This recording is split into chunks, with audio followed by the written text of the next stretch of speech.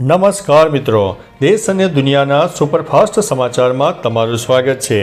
દિશા પટનીના ઘરે ગોળીબાર, બંને ઠાર। 12મી સપ્ટેમ્બરની રાત્રે બરેલી સ્થિત દિશા પટનીના ઘરે બે ઈસમોએ બાઇક ઉપર આવીને ગોળીબાર કર્યો, જે બાદ યુપી સીએમ યોગીએ તાત્કાલિક કાર્યવાહીનો આદેશ આપ્યો। જે બાદ બુધવારે પોલીસે આ બંને આરોપી રવિન્દ્ર અને અરુણને શોધી લીધા। આ દરમિયાન બંને વચ્ચે ઘર્ષણ થતાં પોલીસે ગોળીબાર કર્યો, જેમાં બંને આરોપીના મોત થયા છે। દિશાના પિતા જગદીશ પટનીએ આ કાર્યવાહી બદલ સીએમ યોગી અને યુપી પોલીસનો આભાર માન્યો છે। મિત્રો, અન્ય મહત્વના સમાચારની વાત કરીએ તો સુરતમાં સફાઈ કર્મચારી માટે મોટી જાહેરાત સામે આવી। કેન્દ્રીય મંત્રી સી.આર. પાટીલે સુરતમાં જણાવ્યું હતું કે અમે સ્વચ્છતા કર્મચારીઓ અને તેમના પરિવાર માટે 10 કરોડ રૂપિયાનું ભંડોળ એકત્રિત કરી રહ્યા છીએ, જેમણે સુરતને સૌથી સ્વચ્છ શહેર બનાવવામાં યોગદાન આપ્યું। આ દાન દ્વારા અમે કામદારોના બાળકોના શિક્ષણમાં મદદ કરીશું અને કોઈ રિફંડ લઈશું નહીં। જો કે તેઓ ઘર કે કાર માટે લોન લેશે તો તેમને વ્યાજ મુક્ત લોન મળી જશે। મિત્રો, અન્ય મહત્વના સમાચારની વાત કરીએ તો ચમોલીમાં વાદળ ફાટવાથી 5 લોકો ગુમ। ઉત્તરાખંડના ચમોલીમાં વાદળ ફાટવાની ઘટના સામે આવી। વાદળ ફાટવાને કારણે 5 લોકો ગુમ થયા છે। આ સાથે 6 ઘરોને નુકસાન પહોંચ્યું છે।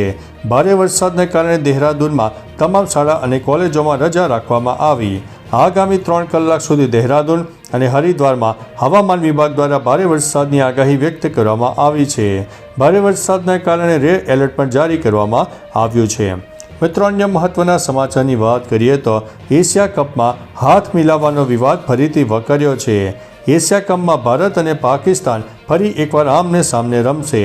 રવિવારે યોજાનારી આ મેચ પહેલાથી હાથ મિલાવવાના વિવાદને લઈને ટુર્નામેન્ટમાં વાતાવરણ ગરમાયું છે।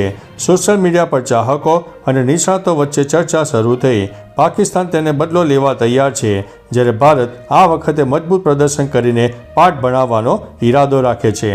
મિત્રો, અન્ય મહત્વના સમાચારની વાત કરીએ તો ભૂસ્ખલન જોઈને જીવ બચાવીને ભાગવા માંડ્યા સાંસદ।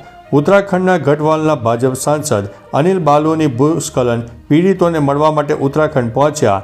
રસ્તામાં ભૂસ્ખલન જોઈને તેઓ અટકી ગયા અને તેઓ પોતાની કારમાંથી ઉતર્યા અને અન્ય લોકોને તેમની પાછળ આવવા માટે વિનંતી કરી રહ્યા હતા। ત્યારે પર્વત પરથી જમીન એટલી જોરથી ધસી આવી કે બાલુ પણ ગભરાઈ ગયા અને જીવ બચાવવા માટે દોડવા લાગ્યા। મિત્રો, અન્ય મહત્વના સમાચારની વાત કરીએ તો રાહુલના ચૂંટણી પંચ ઉપર ગંભીર આરોપો। કર્ણાટક આલંદ વિધાનસભા બેઠક ઉપર 6018 મતો રદ। 18 મિનિટમાં 12 મતો કાઢી નાખ્યા।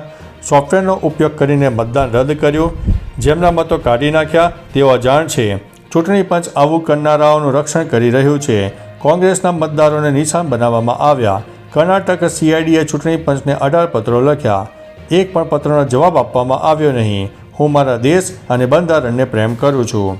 મિત્રો, અન્ય મહત્વના સમાચારની વાત કરીએ તો આ હાઇડ્રોજન બોમ્બ નથી, એ હજુ આવશે। રાહુલ ગાંધીએ પ્રેસ કોન્ફરન્સમાં જણાવ્યું કે ચૂંટણી પંચ જાણે છે કે આ પાછળ કોણ છે। આ જે ચૂંટણી પંચ લોકશાહીની હત્યા કરી રહ્યું છે, આ હાઇડ્રોજન બોમ્બ નથી, તે હજુ આવવાનો બાકી છે। પંચ લોકશાહીના હત્યારાઓને બચાવવાનું કામ કરી રહ્યું છે। જ્યારે સીઆઈડી એ વિવાદિત આંકડાઓ વિશે માહિતી માગી ત્યારે કર્ણાટક ચૂંટણી પંચે જવાબ આપ્યો નહીં। મુખ્ય ચૂંટણી કમિશનર મતચોરોને બચાવી રહ્યા છે। મિત્રો, અન્ય મહત્વના સમાચારની વાત કરીએ તો ટેરિફ લગાવી ટ્રમ્પે મોટી ભૂલ કરી।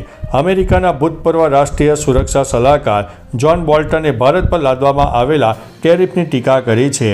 બોલ્ટને ટ્રમ્પ વહીવટીતંત્ર પર નિશાન સાધતા કહ્યું છે કે ભારત પ્રત્યેની અમેરિકાની ટેરિફ નીતિ એક મોટી ભૂલ છે। તેમણે વધુમાં કહ્યું છે કે ટેરિફ ઘટાડવો અને વધુ ચર્ચા માટે દરવાજા ખુલ્લા રાખવા એ વધુ સારો વિકલ્પ રહેશે। ટ્રમ્પે પીએમ મોદીને ફોન કરીને સંબંધો સુધારવાની ચર્ચા કરવી જોઈએ। મિત્રો, અન્ય મહત્વના સમાચારની વાત કરીએ તો જ્ઞાનેશ કુમાર 1 અઠવાડિયામાં સીઆઈડી અને જવાબ આપો। વોટ ચોરીના આરોપોને લઈને રાહુલ ગાંધીએ પત્રકાર પરિષદમાં મુખ્ય ચૂંટણી કમિશનર જ્ઞાનેશ કુમારને તેમનું કામ કરવા કહ્યું। તેમણે કર્ણાટક સીઆઈડીને 1 સપ્તાહમાં જવાબ આપવાની માંગ કરી, નહીં તો દેશને સ્પષ્ટ થઈ જશે કે ભારતીય બંધારણની હત્યામાં સામેલ છે। યુવાનો તેમની પાસેથી જવાબ માગશે। રાહુલે કહ્યું કે હું આ બધી માહિતી નક્કર પુરાવા સાથે આપી રહ્યો છું। ઈસીઆઈના વડા જ્ઞાનેશ કુમાર મતચોરોને બચાવી રહ્યા છે। મિત્રો, અન્ય મહત્વના સમાચારની વાત કરીએ તો રાહુલ ગાંધીનો મત કાઢી નાખવાનો મોટો દાવો। રાહુલ ગાંધીએ પ્રેસ કોન્ફરન્સમાં દાવો કર્યો છે કે મતદાર યાદીમાંથી મતો ગેરકાયદેસર રીતે કાઢી નાખવામાં આવ્યા છે.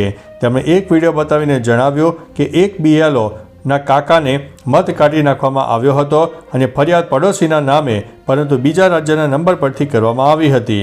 રાહુલના કહેવા મુજબ ફક્ત 36 સેકન્ડમાં 2 ફોર્મ ભરાયા અને 14 મિનિટમાં 12 મત કાઢી નખાયા, જે સવારે 4 વાગ્યે થયા હતા. મિત્રો, અન્ય મહત્વના સમાચારની વાત કરીએ તો અનિરુદ્ધ સિંહ બપોરે 3 વાગ્યે સરેન્ડર કરવાનું આયોજન હતું. પોપટ સોરઠિયા હત્યા કેસના આરોપી અનિરુદ્ધ સિંહ જાડેજા ગઈકાલે બપોરે 3 વાગ્યે જૂનાગઢ જેલમાં સરેન્ડર કરવાનું આયોજન હતું. હાઈકોર્ટ દ્વારા સજા માફીનો નિર્ણય રદ થતાં પોલીસે કડક કાર્યવાહીની માગ કરી. જો અનિરુદ્ધ સિંહ સમયસર હાજર ન થાય તો તેની મિલકત જપ્ત કરવાની તેમજ રેડ કોર્નર નોટિસ બહાર પાડવાની કાર્યવાહી થઈ શકે છે. ઘણા દિવસોથી પોલીસ પકડથી દૂર રહેલા અનિરુદ્ધ સિંહ હવે કાયદા સમક્ષ હાજર થવા જઈ રહ્યા છે. મિત્રો, અન્ય મહત્વના સમાચારની વાત કરીએ તો ઇન્દોર અમદાવાદ હાઈવે ઉપર ટ્રિપલ અકસ્માત જોવા મળ્યો. દાહોદના ઇન્દોર અમદાવાદ હાઈવે ઉપર ટ્રિપલ અકસ્માત જોવા મળ્યો. બગડેલી ટ્રક અને મદદ માટે ઊભેલી બીજી ટ્રકને પાછળથી આવતી ટ્રકે ટક્કર મારી. પાછળથી પૂરપાટ ઝડપે આવેલી અન્ય ટ્રક અથડાઈ, જેના કારણે એક ટ્રક પલટી મારી ગઈ. અકસ્માતમાં સદનસીબે કોઈ જાનહાનિ થઈ નથી.